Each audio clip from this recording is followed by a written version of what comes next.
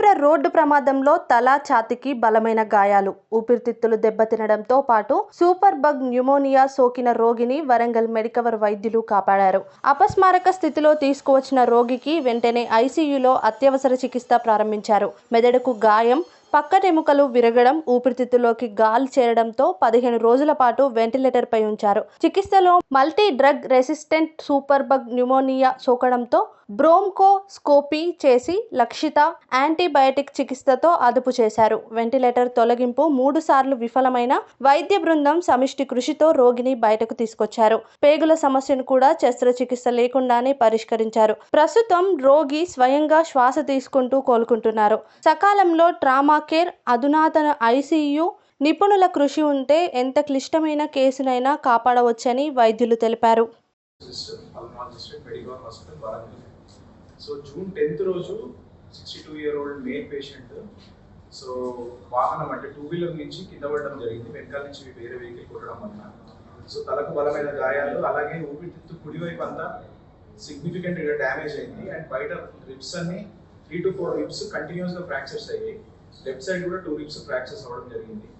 So తగిలిన టైంలో consciousness పోవడం వలన నోట్లో ఉన్న సలైవా కానీ కడుపులో ఉన్న పదార్థాలు ఊపిరితిత్తులోకి వెళ్ళడం వలన ఒక సైడ్ నిమోనియా రావడం జరిగింది. ఇంకో సైడ్ అలాగే తగిలేటప్పుడు కంట్యూజన్ అంటాము.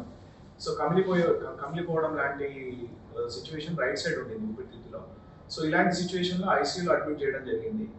సో దాని తర్వాత పేషెంట్ కాన్షియస్నెస్ దృష్ట్యా అండ్ మనకి ఎయిర్వేని ప్రొటెక్ట్ చేసుకోవడం కోసం వెంటిలేటర్ మీదకి పేషెంట్ వెళ్ళాడు.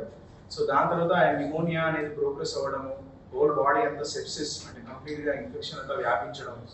సో దాని తర్వాత మనము బ్రాంకోస్కోపీస్ మల్టిపుల్ టైమ్స్ ట్యూబ్స్ వేసి లోపల నుంచి శాంపుల్స్ తీసి పంపివ్వడము. అండ్ ఆ శాంపుల్స్లో చాలా డేంజరస్ ఆర్గానిజమ్స్ బయటపడ్డాయి.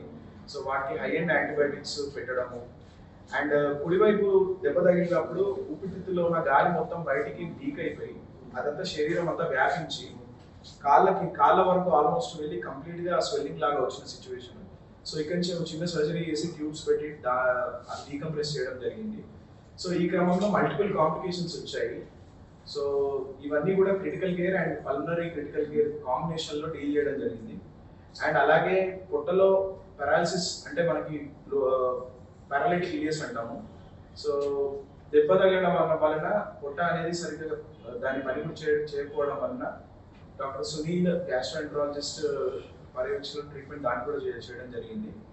సో ఇలా ఒక మల్టీడిసిప్లినరీ టీమ్గా మేము ఈ కేసు అనేది హ్యాండిల్ చేసాం. Almost 15 to 16 days of intensive respiratory critical care intensivist పర్యవేక్షణలో అండ్ ఇలా multidisciplinary team, physiotherapy, excellent nursing staff ఇవన్నీ కోఆర్డినేషన్తో ట్రీట్మెంట్ చేయడం జరిగింది.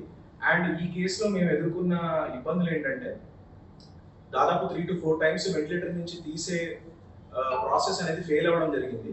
బట్ మా టార్గెట్ ఏంటంటే 80% ఈ పేషెంట్ని మనము రీహాబ్కి షిఫ్ట్ చేయాలని నేను డాక్టర్ దీపక్ సార్ ఇద్దరం అనుకున్నాము. సో ఖచ్చితంగా ఆ ప్రయత్నం మేము మళ్ళీ చేసి పేషెంట్ సక్సెస్ఫుల్గా వీనాప్ చేసి ఇప్పుడు రీహాబ్కి తరలించడం జరుగుతుంది. సో క్రిటికల్ కేర్ స్పెసిఫిక్ కొన్ని points and management doctor Deepak sir మీతో మాట్లాడతారు.